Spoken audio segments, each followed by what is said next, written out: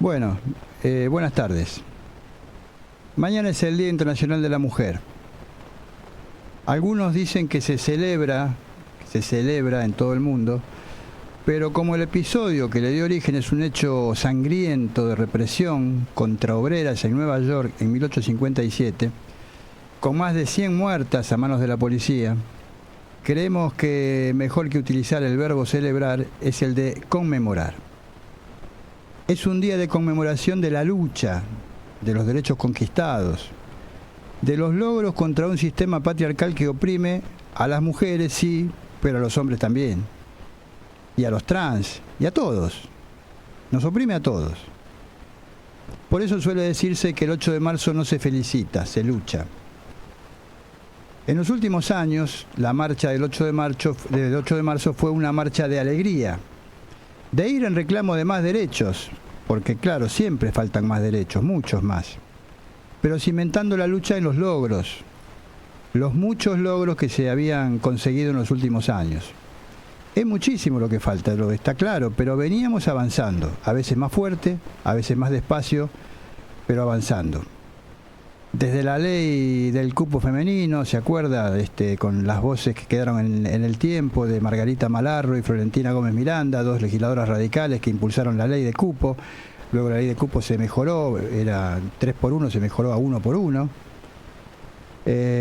La IVE, las luchas, las marchas en el Congreso por la interrupción voluntaria del embarazo. Las marchas del Ni Una Menos, que dejaron como resultado la reforma del Código Penal y la introducción del femicidio. Claro, en un gobierno antipopular como este, muy antipopular, se pierde, sobre todo la que pierde es la clase trabajadora, pero el colectivo de mujeres pierde un poco más. Y esto es lo alarmante. El gobierno de este presidente desquiciado que tenemos está destruyendo todas las políticas de género que fueron logradas con la lucha en los últimos años. Yo quiero mencionar solamente algunas. La educación sexual integral, la ESI, está absolutamente desfinanciada. El plan Acompañar, que muchos no lo conocen, pero es el plan que se usa para acompañar a las víctimas de violencia de género, que se tienen que ir de su casa y alguien las tiene que acompañar. Bueno, el plan Acompañar les daba 6 meses de un salario vital mínimo y móvil, 6 meses para que se reacomoden, para que se puedan ir de su casa, porque en general el golpeador se queda. En 2024 casi no hubo altas en el plan Acompañar. ¿Qué pasó? ¿No hay más mujeres maltratadas? No, cambiaron las reglas de juego. Ahora, para conseguir un plan Acompañar, para darte de alta, tenés que hacer una serie de condiciones, de requisitos. Por ejemplo, uno de ellos es hacer la denuncia policial en la comisaría. ¿Y adivina qué? En la comisaría no te la toman. Las profesiones más femeninas, por decirlo de alguna manera, fueron las que más puestos de trabajo perdieron. Y yo tengo solamente datos de la más flagrante de todas, que es las trabajadoras de casas particulares. 15.000 puestos de trabajo se perdieron, producto del plan económico del desquiciado de Javier Milei y su secuaz Luis Caputo. A lo largo de 2024, 15.000 puestos de trabajo menos. El salario de las trabajadoras de casas de familia, que son todas mujeres, o el 99,9% son mujeres, cayó un 21,8%. Y hoy, una mujer que trabaje de lunes a viernes 8 horas, estaría cobrando 350.000 pesos de convenio, no porque le paguen mal. El convenio dice eso. El convenio dice que tienen que estar por debajo de la línea de pobreza, de la indigencia, de todo lo que usted quiera. Otra, el 23 de marzo caduca la moratoria jubilatoria. Y afecta tanto a hombres como a mujeres, pero de cada 10 mujeres, 9 ya no se van a poder jubilar por falta de aporte. ¿Vio que le dicen, porque no se jubilaron porque no aportaron? No, los empleadores tienen que aportar, porque los empleadores son los que tienen que aportar. ¿Sabe cuántas mujeres tienen 0 años de aporte en el sistema? El 44,7%, casi la mitad de las mujeres tienen 0 años de aporte, porque no se los hicieron. En fin, el incumplimiento de la IVE, con la ley plenamente vigente hasta ahora, no hubo reparto de misoprostol en todo el 2024.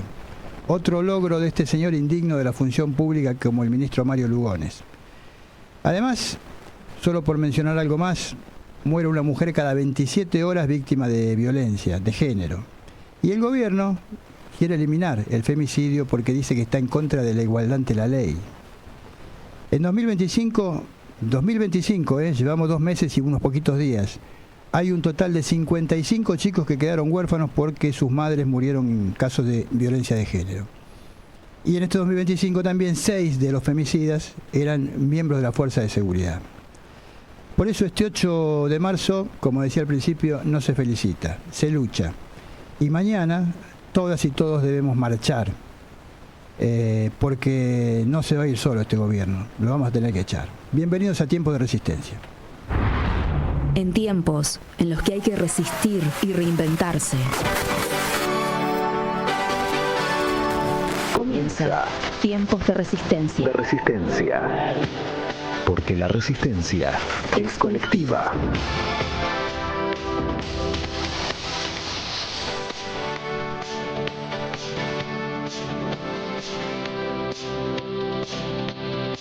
Bueno, muy buenas tardes, como siempre, desde los estudios de Radio Con Aguante. Los viernes a las 17 hacemos Tiempos de Resistencia, aunque usted seguramente nos va a escuchar, muchos más son los que nos escuchan en otros horarios, en otros días, en diferido. La vieja radio era así, en directo, ¿no? Y se decía siempre la hora, la temperatura. No vamos a hablar de la temperatura y de los cortes de luz en este momento, porque es tremendo. Pero bueno, vamos a empezar saludando a toda la gente que tenemos, el equipo hoy completo acá de la muchachada, toda la muchachada junta. Cuando se te ocurra alguna cosa más antigua que decir que la muchachada, pasámela que la decimos. ¿Por qué tenemos que calificar? Bueno, vamos a salud la barra, salud la barra. ¿Cómo estás, Marta Zubiría? ¿Qué decís? ¿Qué tal? ¿Cómo están? Yo la verdad consternada. Primero por el calor sofocante, insoportable, los cortes de luz, en fin, viajar es un infierno. Y además, bueno, por todo lo que está pasando en el país. En Argentina, Marta. No sé. Una sociedad enferma, bueno, votó un señor que dijo que iba a destruir el Estado y la gente no se dio cuenta que el Estado éramos nosotros. El Estado eran los hospitales, las rutas. Claro. Igual todavía no se dan cuenta. La escuela pública. Todo. Patricia Machado, ¿cómo estás? Bien, pero también consternada por todo lo que está pasando en Bahía Blanca con la cuestión de la crisis climática. Truculento, yo como siempre no usando el micrófono. Es terrible lo que está pasando, ya hay 6 muertos. Creo que 7 ya.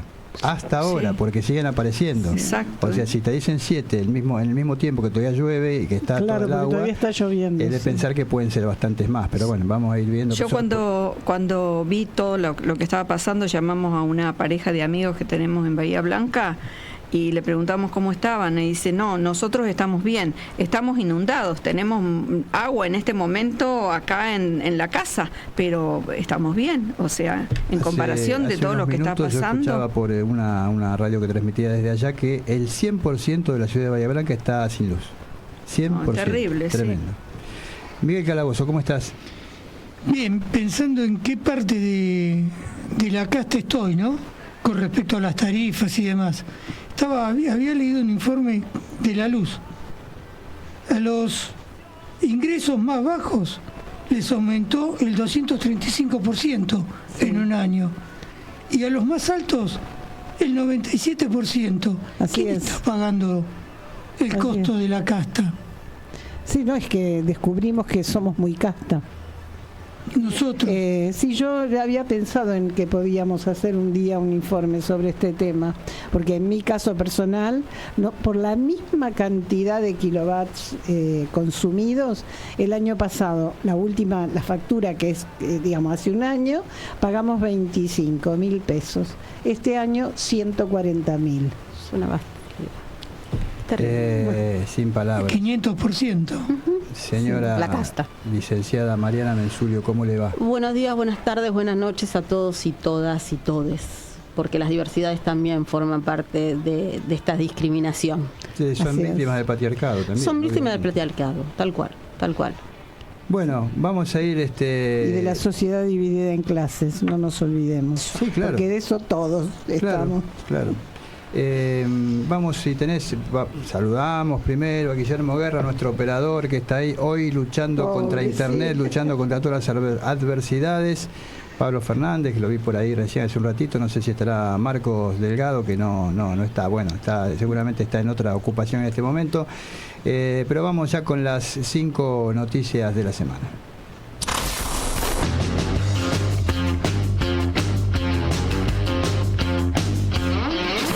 5 noticias de la semana en tiempos de resistencia.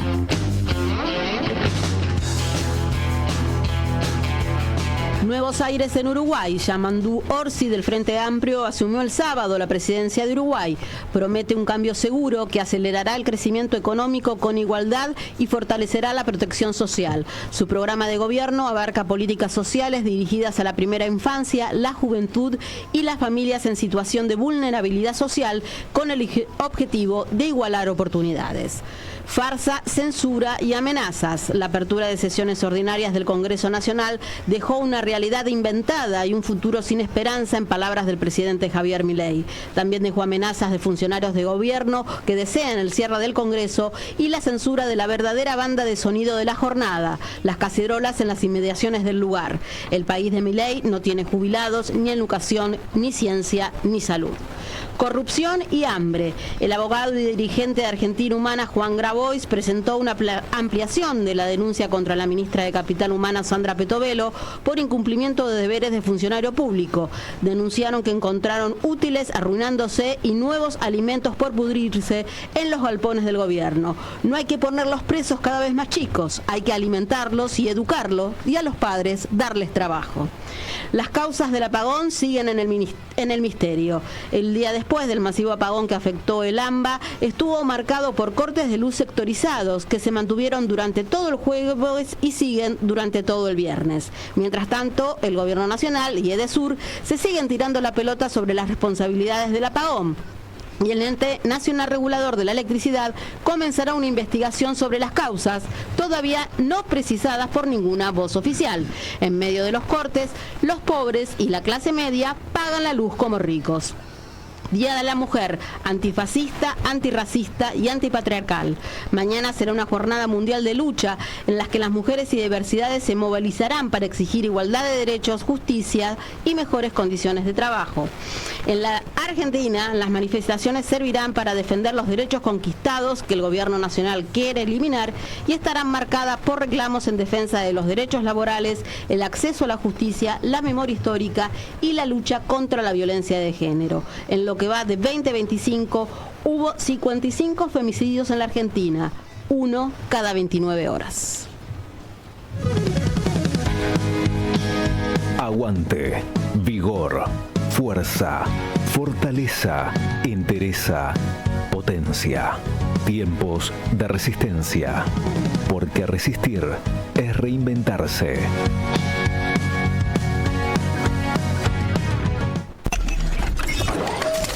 Porque las noticias no siempre tienen que ser malas.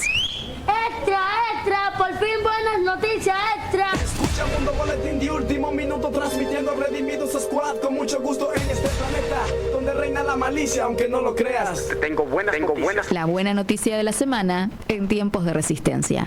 Yo tengo más buenas noticias para ti. Yo tengo buenas noticias para ti. Bueno, hoy la buena noticia viene de la mano de la cultura, porque va a reabrir el Teatro Argentino de la ciudad de Buenos Aires y la sala se va a llamar Norma Aleandro. El espacio del Teatro Argentino está ubicado en Bartolomé Mitre 1444 y había cerrado en 1973 como consecuencia de un incendio cometido por un grupo comando previo al estreno de Jesucristo Superstar. Recordamos 1973, ¿no? En la fecha. La sala va a ser reinaugurada en un proyecto inmobiliario integral. No es porque sean filantrópicos ni porque les importe la cultura ni nada. La sala fue adquirida por un grupo de constructor, pero hay una ley, la Ley Nacional 14.800 sobre teatros, inmuebles y demoliciones, que lo que marca la ley es que si en el lugar donde se va a construir la nueva lo que se haga, si abajo de la sala hay un edificio de departamentos, no, donde estaba una sala teatral, se tiene que volver a construir una sala teatral. Entonces, este va a ser este caso, que el proyecto va a tener 2 etapas. La primera va a ser la puesta a punto del lugar, donde se va a albergar obras de arte, instalaciones interactivas, eventos culturales, y la inauguración de la sala Norma Aleandro, que va a tener una capacidad para más de 700 personas y va a tener también una propuesta gastronómica, digamos, bueno. Así que una nueva sala se va a inaugurar en el medio de todo esto. Obviamente los tiempos los manejará la constructora, pero por ley tienen obligación de construir una sala que era de Alejandro Romay. Esta sala, el Teatro Argentino, no confundir con el Teatro Argentino de La Plata, que eso es otro y ese es provincial, es del Estado. Y también es un lugar histórico. También estuvo cerrado mucho tiempo a partir de un incendio. Casualmente. Norma Leandro está viva. Está viva. Sí, está viva. Es un homenaje. Está viva. Con vida. Sí, un reconocimiento importante. El teatro había sido inaugurado en 1892. Ah, mira. O sea que allí actuaron Parravicini, Pablo Podestá, Florencio Sánchez, históricos del teatro argentino y autores también del teatro argentino. Así que bueno, se va a abrir una nueva sala, esperemos que rápidamente, en el marco de esta cuestión, ¿no?, de baja de aranceles en la cultura y todo lo que está bueno afuera, ¿no? Ya que dijiste Parravicini, y mientras Guillermo busca la presentación de la columna política, no confundir con Solari Parravicini, ¿no? El que hacía psicografías y hacía predicciones sobre el futuro. No, estamos hablando del actor. ¿Y por qué digo esto? Porque Santiago Caputo y todos sus acólitos, en medio de todo lo que vivimos, además son oscurantistas, andan con unos medallones, que es la cruz orlada que dibujó Parravicini, el predictor del Zaratustra argentino. Son todos creyentes. El Nostradamus argentino. Nostradamus, sí, no, qué sé yo, Zaratustra, Nostradamus. Qué oscuro que es este gobierno. La otra que tira carta, habla con el coronavirus, la otra. Tirar cartas forma parte de creer en cosas sobrenaturales. La tarotista. La tarotista. La cajera. No solamente hacía tortas, era tarotista. Sí, porque después nosotros teníamos Julio Devido, ellos también tienen la cajera. La cajera, claro, sí, pues estamos ahí. Vamos, si lo tenés ya, Guille, la presentación de la columna política. Prepárate porque la vas a pasar mal, porque te voy a pegar un baile morboso, no vas a saber ni dónde estás parado, y te digo, vas a perder toda la autoridad que te queda. Porque la realidad política argentina nos pide un análisis profundo. En tiempos de resistencia. La columna de Marta Subiría.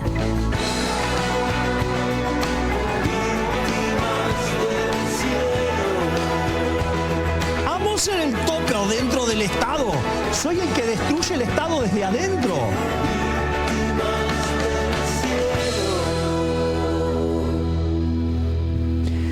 Bueno, yo hoy tenía mucho interés en hablar sobre la puesta en escena que fue el discurso de Milei en el Congreso. No te quiero interrumpir, Marta, ni tampoco arruinarte la columna, pero Jorge de José Lonzuela dice que está escuchando muy bien la emisión y que estaba esperando ansiosamente la columna política. ¡Qué casualidad!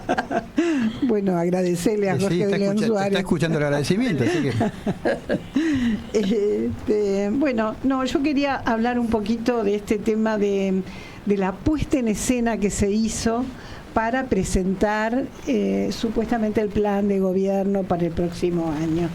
Y yo recordaba a un pensador francés que se llamaba Bernard Manin, y que estudió mucho la democracia representativa, hablaba de un cambio, un pasaje de esta democracia de partidos a una democracia de audiencias. Y la verdad que me parece como que quedó plasmado muy, muy concretamente el sábado. La verdad es esta. En principio, bueno, esa apuesta de ese horario nocturno, la oscuridad, el Congreso vallado, con esas vallas que además son negras, y sin gente en la calle, sin el pueblo que acompañe, porque la verdad es que alguien dijo, hay más gente en la cola del Gomont que acompañando a Milei, y creo que tenía razón. La verdad es que bueno, no había mucha gente con cacerolas, eso pero, sí, pero estaban un poco lejos porque no los dejaron acercarse. No, claro. Y bueno, a mí la verdad es que ver esa escena a mí me resultó impactante porque yo no pude evitar pensar, a mí me trajo los recuerdos de la dictadura, ese Congreso vallado, esa noche, que además estaba medio nublada, esa soledad, esa oscuridad, y no pude menos que hacer que me viniese aquella frase que muchos decimos, de recordar la oscura noche de la dictadura. Para mí, la verdad es que fue muy fuerte esa situación. Y bueno, después, otra cosa que me parece que no se puede obviar son las omisiones, los olvidos y las mentiras que dijo, ¿no? Que me pareció que son, terribles, porque no habló de cómo se llevó puesta la Constitución en esos 10 días previos al discurso. La de la asunción de un juez en la Corte por decreto, esta extraña cosa del dinero, de pesos, ¿cómo se llama? La criptomoneda. La meme coin. Meme coin, sí. Y bueno, eso me pareció que es terrible. Y además me preguntaba yo cómo será la situación de ese que lo está mirando y que ya no es un afiliado a un partido o un simpatizante de un partido o un hombre que lee el diario, que está informado, que tiene capacidad de conocer los datos. ¿Qué pasará en la cabeza de ese que escucha una cantidad de datos falsos y no tiene cómo responder? Y claro, no sabe que es mentira, no saben que es mentira. Entonces esto de pensaba por eso precisamente en esto de las democracias de audiencias, porque el pueblo hoy está informado a través de pantallas que largan opiniones y mentiras, generalmente mentiras, opiniones sesgadas. Entonces se me ocurre que es francamente difícil que esa persona que está mirando pueda entender realmente lo que está pasando. Y a mí lo más contradictorio todavía que me pareció es que, el presidente está yendo al Congreso, al sitial donde están los diputados, los senadores, los legisladores que son los representantes del pueblo, y a través de ellos él se está dirigiendo al pueblo. Se dirige de una manera degradante, un discurso que es degradante, porque realmente usa un lenguaje procaz, desagradable, incluso sus gestos y sus formas también son. Entonces esa es la forma que tiene este presidente de dirigirse al pueblo. Y por otra parte, un recinto vacío, en el que faltaban muchos legisladores que no quisieron participar de esa farsa, periodistas que se vieron corridos de su lugar de centralidad, con capacidad de mirar lo que pasa, cámaras que no pudieron asistir porque no se les permitió, y en cambio unos balcones llenos, no son balcones, son palcos, ¿no? De las dos maneras. Son palcos, pero tienen forma de balcones igual, sí. Unos palcos. Llenos de estos jóvenes youtubers, troles, bien vestidos todos y muy bravos, muy bravucones, ¿no? Siempre con esa mirada altiva, esa forma despectiva frente al otro. Y a mí la verdad es que me pareció terrible, además porque la forma en que ellos, junto con estos diputados diputados y senadores de La Libertad Avanza, que tienen un nivel cultural bajísimo, bajísimo, desconocen lo que es la política, desconocen, la verdad, el nivel y cultura no tienen. Por eso dije estúpidos. Es terrible. Bueno, y imbéciles. ¿Cómo aplaudían esas bravuconadas del presidente en ese marco de malas palabras y demás? Eran los privilegiados en esa noche, fueron los privilegiados.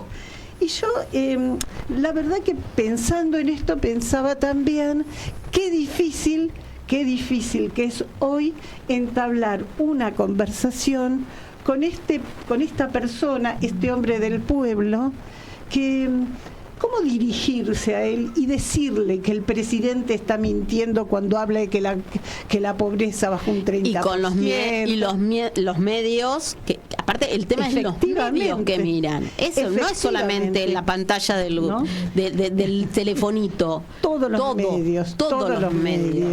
Ese Entonces es muy difícil dirigirse a ellos.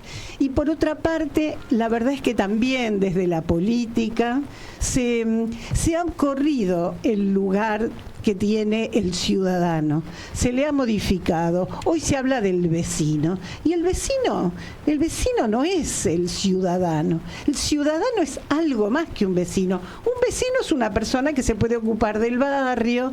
Hay una investigadora de la UNSAM y del CONICET que habla el tema del paso de convertirse de ciudadano a vecino. De sujeto con derecho a alguien que puede no tenerlo. Sí. Y además antipolítica, porque en este marco de este pasaje hay un proceso de antipolítica. Claro. Eso sucedió con la cuestión de las comunas. Al dividirse, al hacerse las comunas, el ciudadano dejó de llamarse ciudadano para llamarse vecinos, pero generó toda una discusión como lo que nosotros estamos haciendo en este momento. Exactamente, porque el tema del vecino es un tema que yo discuto y le peleo a todos los políticos, sobre todo cuando vienen al barrio. Cuando viene un político al barrio, yo no soy vecina, porque no soy vecina de él. Yo soy ciudadana que lo escucha y lo critica muchas veces. Entonces yo pensaba, qué difícil que es entablar una relación con que lo único que piensa, porque hay un pensamiento de la pantalla y de la audiencia, genera un pensamiento binario. O estás a favor o estás en contra. No hay capacidad de análisis. Algo más. Entonces, ¿cómo le podemos explicar a esta persona que el discurso que dijo el presidente es igual al que nos dijeron muchísimas veces? Porque me tomé el trabajo de escuchar, de buscar los discursos de Alzogaray, de Krieger Bacena, que no sé si se recordarán mucho. ¿Cómo no? Ministro de Onganía. Claro, ministro de Onganía.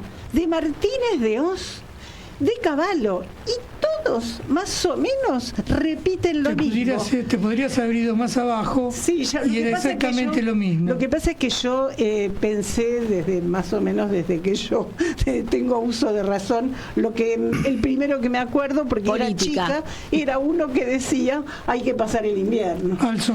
Y bueno, y ahora estamos pasando el verano. Entonces yo digo, qué difícil que es explicarle a esta persona cuáles son las mentiras de este gobierno. Y lo más difícil de explicarle es que cada vez que estos gobiernos se van, la deuda creció exponencialmente. Tal cual. Y hoy está pasando. Y están anunciando un acuerdo con el Fondo Monetario, que la verdad que yo no sabemos si es verdad o no, pero que nos dicen la explicación estúpida, para estúpido, como dice Navarro, te toman por boludo, de que ese préstamo no va a generar nueva deuda. No. Pero va a haber que pagarlo, si entonces es deuda, no, porque le vamos al Banco Central, lo canjeamos por...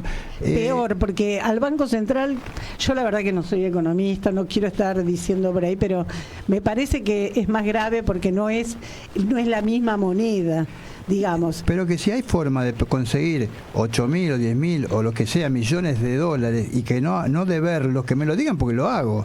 O sea, claro, me lo quedo para mí. Claro, todo. Claro. Bueno, pero la explicación que te da Caputo, que te da obvio, igual hubo una gran contradicción entre el jefe de gabinete Caputo y Milei, porque el jefe de gabinete dijo que lo tenía que aprobar el Congreso.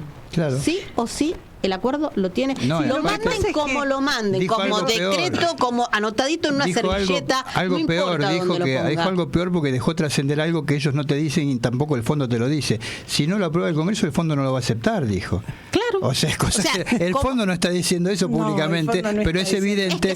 Dice, por un tema de seguridad jurídica, el fondo no lo aceptaría. Lo dijo ayer. Bueno, el fondo no son estúpidos. La seguridad jurídica le importa bastante poco, lo único que le importa es que le paguemos. Me parece que el que se quemó con leche cuando ve la vaca llora. Seguridad jurídica es que le paguemos. Vamos a pagarla, claro. Todavía no le pagamos lo de Mauricio, muchachos, así que esta pregunta pero yo no estoy de acuerdo. Nosotros, el pueblo, sí que está pagando, sí que pagó la beneficio. Pero la plata no va, vamos a volver a pagar. No va donde tiene que ir la plata, obviamente, ya lo sabemos. Bueno, esta pregunta que recién se planteaba Marta, cómo llegar, a mí el otro día justamente estaba escuchando porque estaba la casualidad que estaban sentadas al lado mío dos mujeres que hablaban, entonces yo decía, nosotros tenemos que acordarnos, porque cuando el pueblo o en general solamente siente o ve la política a través de su bolsillo, está mirando mal. Entonces nosotros nos tenemos que acordar, porque yo a veces no me acuerdo, me puedo decir, ay, que hizo esto, de cada medida que tomó este gobierno, cada medida que ha ido tomando, que a aquella gente, que mucha gente que le han votado, los dejó, pero terrible. Cuando ellos dicen que sacaron a la gente de la pobreza, los dejó. Alguna vez, algo que dijo Miguel hace 2 o 3 programas, no es que los pasó a la clase media o los hizo ricos, lo mandó a la indigencia. Lo mandó a la indigencia, exactamente. No hay más, bajó la pobreza porque son indigentes, dejaron de ser pobres para ser indigentes. No es que subieron, no hay movilidad social para arriba. Yo noté una palabra de todo el comentario. El público que tiene por lo general la derecha y la ultraderecha es la ignorancia, es el ignorante. Exacto. Bueno, yo no difiero y no estoy de acuerdo con que sean estúpidos, o sea, son palabras que nosotros con respecto a ellos no tenemos que utilizar. La son gente, ignorantes, son el enemigo. Perdón, yo no son estúpidos, cuando dije estúpidos recién no me refería a ello, me refería y lo sostengo, lo sigo sosteniendo, que aquellos que estaban en los palcos, aquellos nenes bien, porque muchos son nenes bien ignorantes, porque ser nene bien no significa que sea nenes bien ignorantes y estúpidos. Y yo te puedo asegurar que en un gobierno en el que el presidente llama ensobrado a cualquiera que no está de acuerdo con él, todos los que se levantaban a aplaudir y ovacionarlo cada vez que decía un disparate, todos esos cobran del gobierno. Todos. Seguro. Todos tienen un nombramiento, todos son asesores de Adorni, de Caputo, todos son funcionarios de algo,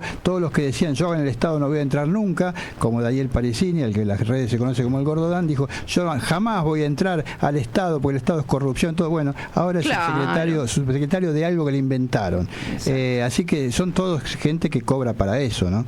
Está claro que son las contradicciones de este gobierno, como siempre decimos en broma, yo por lo menos digo, es marxista, tiene convicciones, pero si no le gusta tiene otras, de Groucho Marx, marxista.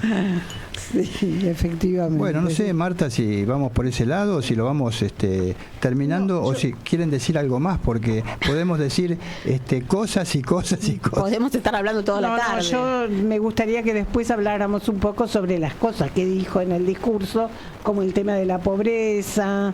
En fin, que me parece. Yo creo que no hay que olvidarse de lo que pasó con el diputado Manes, que fue gravísimo. Sí. Algunos dicen, no, estaba arreglado. Yo no sé si estaba arreglado o no estaba arreglado. Que un tipo baje, un tipo que es asesor, que no tiene cargo en el gobierno, que es defensor a ultranza del presidente, que maneja la CIDE, que maneja la ex AFIP, que ahora llama ARCA, que maneja grandes porciones del Estado, baje. Fanático de cerrar el Congreso. Sí. A mí me llamó por teléfono una persona, una amiga, me llamó por teléfono y me dijo, cuando yo vi que esta persona, este tipo como Santiago Caputo, pero sobre todo por la cuestión de la juventud hacia un tipo como Manes, cuando yo sentí miedo, dijo. Yo sentí miedo. Lo que pasa es que las cosas que dicen cuando quieren asustar realmente asustan, porque te voy a tirar todo el poder del Estado. Claro, para eso sí le sirve el Estado. Claro, para eso tirárselo encima y amenazar y las carpetas. Exactamente. Para eso sí sirve el Estado.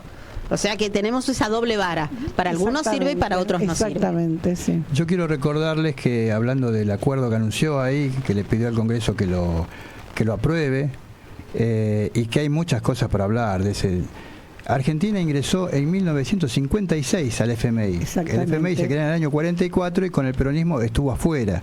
Entra con la presidencia de facto del dictador y genocida Aramburu. Una de las condiciones con el que también nos endeudamos con el Club de París en ese periodo. Firmó un acuerdo para que nos presten 75 millones de dólares para estabilizar el tipo de cambio, nada nuevo, y a cambio de eso el fondo le exigió que baje los salarios, reduciendo los salarios, para que se baje el consumo, sobre todo de los alimentos, que suba los precios de los alimentos básicos, como la leche, todos los cereales, la carne.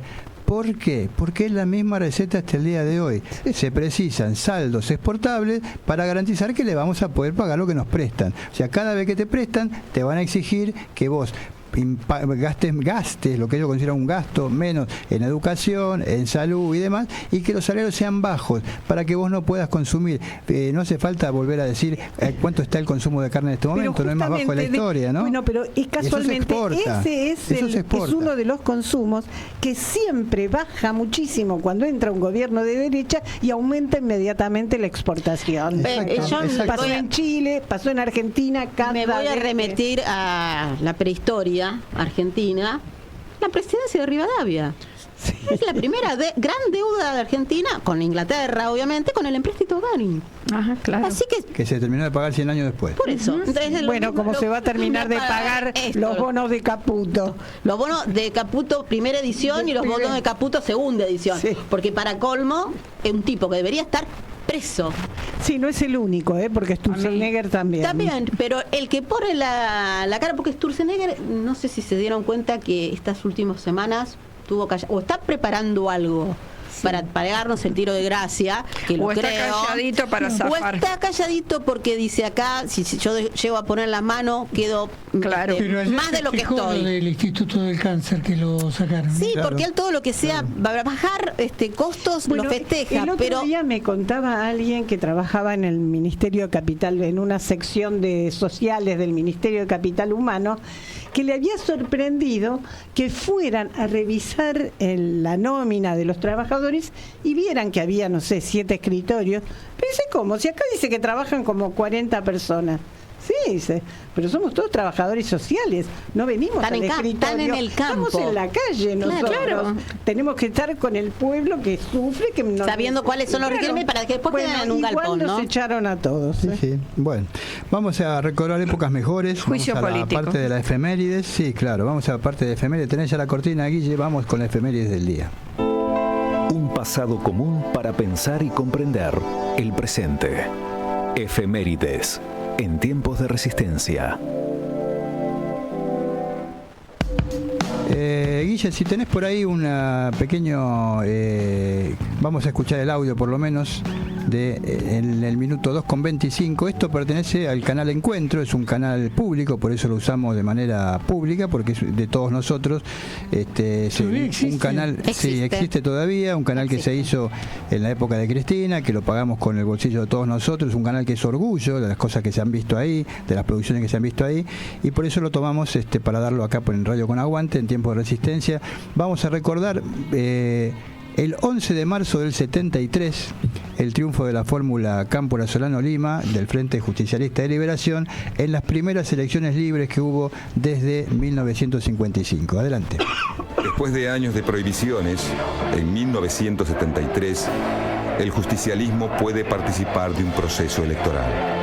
Durante la campaña presidencial, las organizaciones políticas de la juventud alcanzan enorme vitalidad y suman una gran cantidad de nuevos militantes a sus filas. Una verdadera multitud se ha hecho presente aquí en el estadio del Club Independiente en Avellaneda para asistir al cierre de la campaña del Frente Justicialista de Liberación.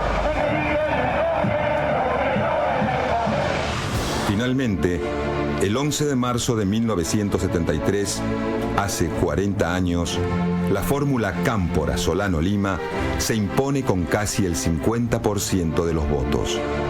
Luego de 18 años de lucha, proscripción y derramamiento de sangre, el peronismo vuelve al poder.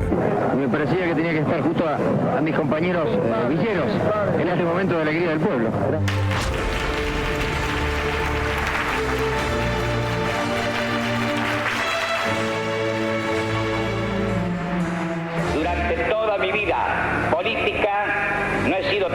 más que un modesto soldado de la causa nacional y de la causa peronista. El 25 de mayo, mientras el nuevo presidente dirige su mensaje al Congreso Nacional, cientos de miles de manifestantes lo esperan en la plaza. Se van y nunca volverán. Es el grito que se impone, la marca de los años de lucha, la satisfacción de haber derrotado a la dictadura.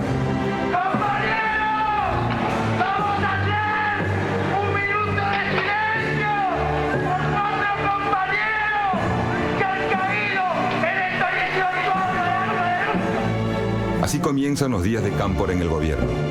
Días complejos, tormentosos y contradictorios, pero de enorme alegría popular. Tras décadas de luchas, un candidato elegido por las mayorías populares en elecciones limpias volvía a la Casa Rosada. Y volvía, además, para que regrese el hombre que para ese entonces ya era un mito de la política argentina, Juan Domingo Perón. Bueno, vamos a la efemérides, toda tuya, Miguel. Sí, días atrás una amiga me decía que le sorprendía la pasividad que tenemos como pueblo con respecto a lo que está haciendo Milei, las medidas que está tomando y cómo nos está deteriorando nuestra calidad de vida. Y esto me retrotrae a pensar que del 16 de septiembre del 55, con otras circunstancias, con el pueblo en otras circunstancias, con otro tipo de formación, con Perón en el exilio, pero con una conducción clara de Perón, con un sindicalismo bastante abroquelado, que también tenía sus contradicciones, estuvo Bandor en su momento, pero con el pueblo en avanzada, con puebladas como el Cordobazo, el Rosariazo, el Tucumanazo, el Correntinazo, con las organizaciones fuertes y los partidos fuertes, el pueblo tardó casi 19 años en volver a tener elecciones libres y limpias. Y en el medio hubo 3 dictaduras, el pueblo fue apaleado, empezaron a haber presos, empezó a haber la represión, empezó a haber las torturas. Tardaron 19 años en volver y se tardó 1 año y pico hasta que muere Perón en volver a caer en un retroceso fuerte, a volver a caer a otra dictadura que tardaría 7 años en volver a caer. Entonces lo que quería relacionar es que pensáramos que el pueblo tiene sus tiempos, con su conducción o sin ella, que el pueblo sigue avanzando, que los conflictos existen, que están segregados, que están compartimentados, pero que van a cambiar la cosa, que van a cambiar la correlación de fuerzas. No hoy, tal vez no mañana, no con la premura que nosotros necesitamos, pero que sí que va a pasar. Volviendo a lo que estábamos, los 19 años de lucha significaron que comenzaran con una insurgencia individualizada, con sabotajes individuales, a empezar a organizarse, a empezar a formar organizaciones político-militares, a formar partidos que se fueran enfrentando al sistema. Esto va a volver a ocurrir. Ahora está medio dormido, pero tiene que volver a ocurrir.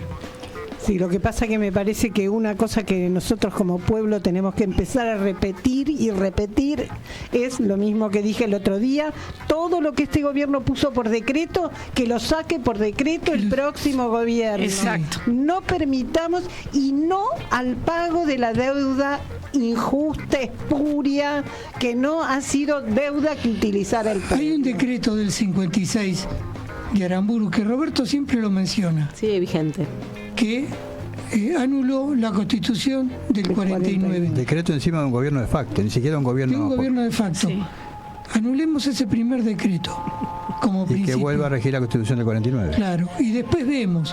Vos sabés, perdón, sí. No, cuando Marta hablaba en su editorial del tema de quién le explica a ese individuo que ve todo el día las pantallas y le mienten, La clase dirigente también debería explicarle. Nosotros por ahí deberíamos explicarle, pero los que tienen la obligación, porque para eso hacen política, creo, me imagino, que para el bienestar del otro y de un otro, que pónganle quien sea, ese otro, la patria es el otro, en alguna vez se dijo, es la dirigencia política. Y la dirigencia política no se pone los pantalones largos con este gobierno. La dirigencia política no son hongos que llueve y crecen. La dirigencia política es alguien que se postuló y en algún momento alguno lo eligió o entró por una trenza. Son el emergente del nivel de conciencia de la sociedad. Ni más ni menos. Está bien, tendríamos que nosotros... Este es el nivel de conciencia de nuestra sociedad que yo siempre digo. Yo tengo una propuesta. Vamos a empezar a movilizar la sociedad. Los miércoles al Congreso a acompañar a los jubilados. Bueno, pero los miércoles debería ser un día, una jornada de protesta de todos. Exactamente. No solo de los jubilados. Para este miércoles está planteado una jornada importante de acompañamiento a los jubilados. Van varias hinchadas de fútbol, van los motoqueros. Van otros. Pero en realidad el reclamo debe superar a los jubilados. Por supuesto. El reclamo de todos los miércoles tiene que ser por todos los derechos democráticos y los derechos humanos, y cuando me refiero a derechos humanos no me quedo en lo chiquito de los delitos de lesa humanidad. Me refiero a derechos humanos, que es comer. Sí, comer, trabajar, tener salud, educación, los derechos elementales. Los derechos humanos que este gobierno está violando. Todos. Y por eso insisto, no me quedo en los derechos humanos referidos a las violaciones de derechos humanos por delito de lesa humanidad. Me refiero a los derechos humanos fundamentales, aquellos que recitan las Naciones Unidas como un versito los días de diciembre solamente. Esto que acaba de hacer las Naciones Unidas habría que decirle qué pasa en por eso hablo de eso. El del cáncer es un derecho humano. Por supuesto. Empezaron sacando los cuidados paliativos. Desmantelaron primero eso. Recordemos que los cuidados paliativos es los enfermos que están terminales que necesitan un acompañamiento, y ese lugar era formación de gente para acompañar. No solamente ahí, porque también en el tema vacunas han desmantelado todo. Entonces en el tema mucha salud, gente que nos costó mucho dinero a los argentinos, porque eso sí que le hicieron con la nuestra. Y un grupo de médicos de enfermedades, no me acuerdo cómo se llaman, enfermedades difíciles, infecciosas, lepra, HIV y otra más que no me acuerdo, renunciaron. Dijeron no podemos. De vacunas también hay médicos que han renunciado. Renunciaron de manera conjunta, hicieron un documento y dijeron nos están dejando. Claro. ¿Les parece que terminemos el programa con el Día de la Mujer? Casi como lo empezamos, teniendo en cuenta que 3 de las integrantes del equipo son mujeres, son mayoría. Sí, a mí me gustaría decir que en la cuestión de algo histórico, lo que iba a decir, ¿no? Que fíjense ustedes, el gobierno de Perón asume en el 46 o 47, que no 46. Y junio del 12 de junio del 46. 4 de junio. Ah, claro, la fecha de la revolución. El 4 de junio, febrero fue la elección. 24 de febrero. Bueno, en el año 1947 Perón incorpora la ley del sufragio femenino a su plan quinquenal. Claro. Así que fijémonos, yo que le incorporaba al plan quinquenal no lo sabía que estaba incorporada en su plan de gobierno, digamos. Así que maravilloso. Y bueno, y después se logra ¿cómo se dice? La sanción. No. Después, recién en 1951 se vota por primera vez. Confirmemos que tenía al lado una mujer. Exactamente. Que muy hincha pelota. Con la participación. Que le estaba diciendo, incluía a las mujeres, incluía a las mujeres. Pero vamos por parte, porque hay una confusión muy habitual en la gente que asocia el Día de la Mujer, el 8 de marzo, con las trabajadoras textiles que murieron quemadas en Nueva York. Los orígenes, son del 8 de marzo precisamente en 1857, en Nueva York también, un grupo de mujeres, no son las que se quemaron en el Triángulo de Fuego, Sí. un grupo de mujeres conocidas como garment workers, algo así como trabajadoras de la confección, trabajadoras textiles o algo así, Sí. salieron a la calle. Recuerde, 1857, piense que acá estábamos recién con el gobierno de Urquiza, Derqui, para reclamar mejoras en las condiciones inhumanas en las que prestaban servicios. Se exponían, ya lo sabían, a ser detenidas por la policía e incluso a jugarse la vida, como quedó ahí demostrado. Se declaró una huelga y los carteles que portaban, recuerden que en 1857 en Nueva York ya había diarios, ya había precarias cámaras de fotos, dibujantes. Sí, había muchos diarios. Muchos. Los carteles que llevaban, que se veían, pedían una jornada laboral de 10 horas, porque trabajaban entre 14 y 16 horas por día y lo hacían desde los 14 años. Qué bárbaro. Además pedían un salario igual que los hombres, ellas cobraban menos de la mitad del sueldo de un varón, realizando, claro, el mismo trabajo, menos de la mitad. Bueno, el gobierno de Nueva York, del Estado, que manejaba la policía, ordenó que las reprimieran violentamente. Patricia Bullrich se hubiera puesto sonrojada de la forma que las reprimieron. Murieron unas 100 manifestantes. Hubo además cientos de detenidos que en prisión, imagínense, padecieron toda clase de abusos, las chicas que fueron presas. Las crónicas de la época hablan un poco de esto, no mucho. La protesta, sin embargo, pese a la represión y los muertos, desembocó en la creación del primer sindicato de mujeres, que llegó 2 años más tarde, en marzo de 1859, con el fin de proteger ciertos derechos básicos. Sin embargo, para lograr mejoras para el mundo laboral femenino, tuvo que esperarse mucho tiempo. Yo quiero subrayar que las mujeres trabajaban en aquel momento solamente hasta que se casaban.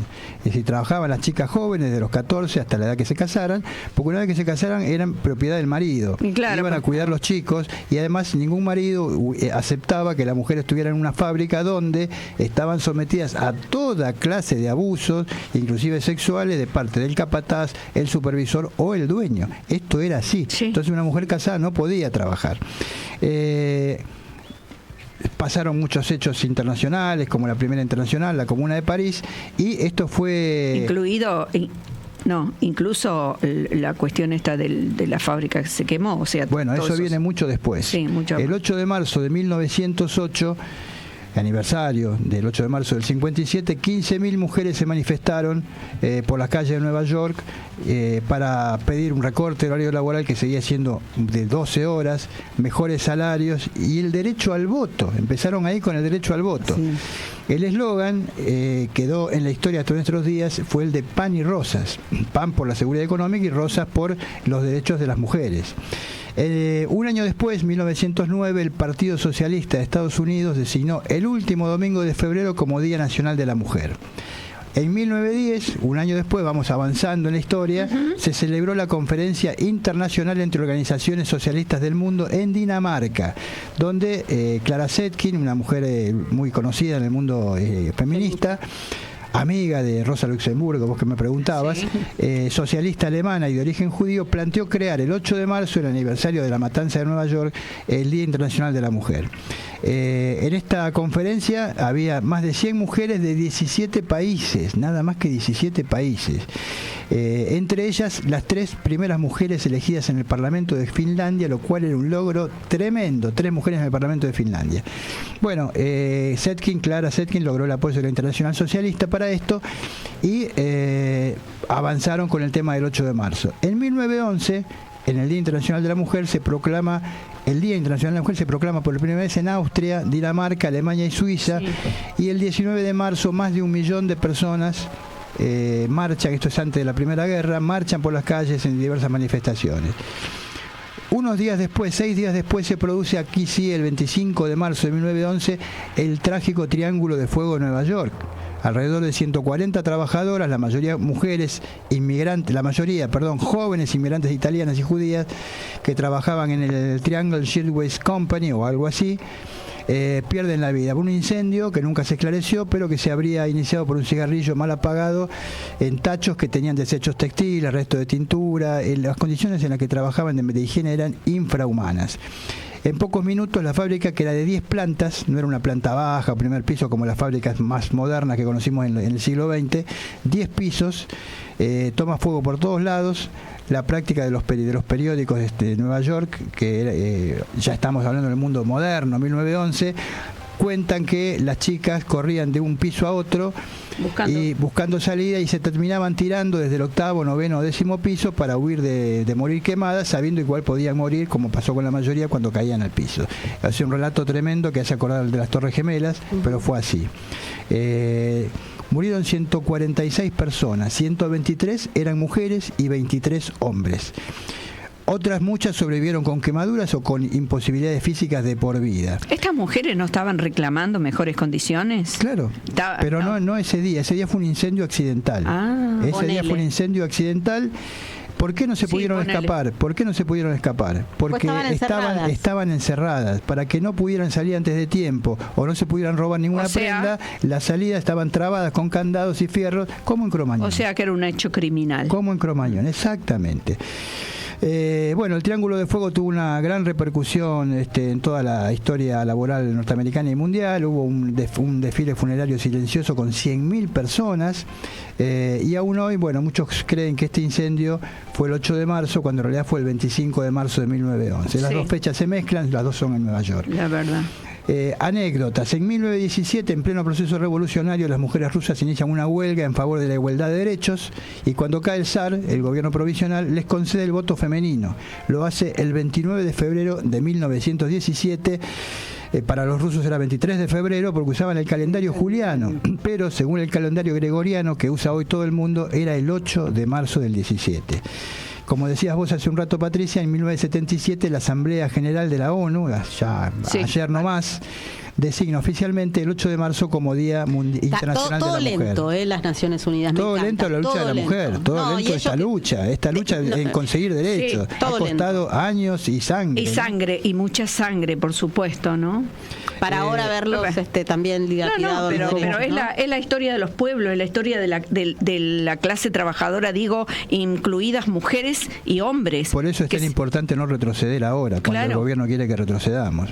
En Argentina, como vos mencionabas, la ley 13.010 de sufragio femenino, también conocida como ley Evita, fue sancionada el 9 de septiembre de 1947 y promulgada el 23 de septiembre del 47, algo que no es muy conocido porque este último día es el Día Nacional de los Derechos Políticos de la Mujer. Esto nunca se sacó y nunca se recuerda. Se creó la libreta cívica porque los hombres votaban con la de enrolamiento, que era la de hacer el servicio militar. Cuando se enrolaban ya podían votar. Se creó la libreta cívica, que se usó por primera vez en las elecciones del 11 de noviembre de 1951, y como muchos recuerdan, Eva Perón, lo hemos visto por documentos, vota desde su lecho de enferma 8 meses antes de morir. Y acá acá una de las cifras que yo creo que hay que mencionar. Unos 2.700 millones de mujeres en el mundo no pueden acceder a la igualdad de derechos, es decir, un 35% de la población mundial. Somos 8.000 millones, 2.700 millones de mujeres no lo pueden hacer. Menos del 25% de los parlamentarios de todo el mundo son mujeres. Estas son cifras modernas, es del 2019. Es decir, que de cada parlamentario del mundo, de cada 4, solo una es mujer. No hay ley de cupo en otros lugares. Por eso es tan importante no retroceder como quiere el gobierno. En la Argentina muere una mujer cada 27, 28 horas, aunque los medios hegemónicos estén más preocupados ahora por tapar las macanas del gobierno de Milei. Y desde acá, desde tiempo de resistencia, por lo menos es una opinión mía, que es necesario recordar especialmente a mujeres de nuestra historia, pasado o reciente, no importa la opinión que tengamos de ellas. Y yo quiero mencionar a Juana Zurduy, Macacha Güemes, María Remedios del Valle, recientemente reivindicada con los billetes. Lantieri.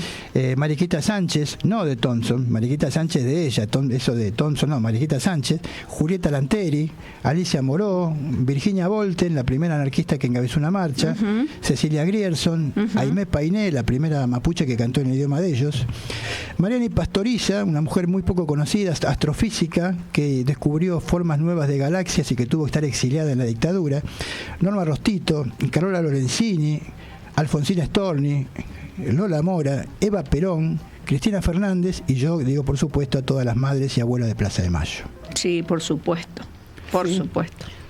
Sí, yo encabezaría la lista con las madres. Y creo que también hay que tener muy en cuenta que cuando se dan estos problemas de la baja de, digamos, imputabilidad.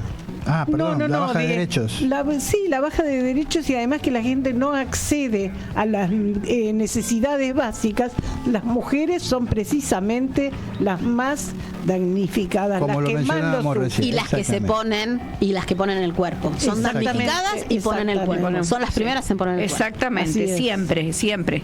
Bueno, son las 18, nos estamos yendo hasta el viernes que viene, como siempre por acá en Tiempo de Resistencia por Radio Con Aguante. Gracias Guillermo Guerra por la operación. Muchachos. Gracias Pablo Fernández por el manejo de las cámaras. Volveremos, sí, y seremos millones. Exactamente. No vamos a entrar. Hasta aquí, Tiempos de Resistencia. Nos encontramos el próximo viernes de 17 a 18. Tiempos de Resistencia. La resistencia es colectiva.